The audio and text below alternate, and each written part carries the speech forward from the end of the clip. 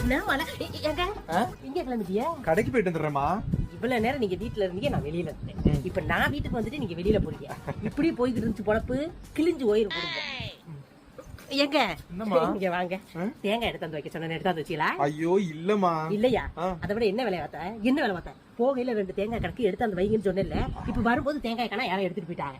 தேங்காய்க்கு என்ன விலை விக்குதுன்னு தெரியுமா? 1 கிலோக்கு 100 ரூபா 90 ரூபா விக்குது.